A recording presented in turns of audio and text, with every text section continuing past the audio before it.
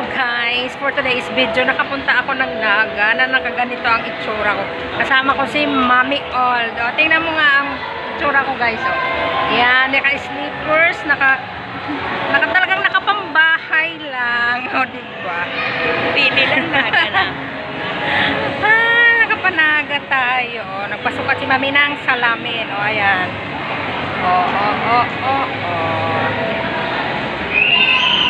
So, yan ang ganap.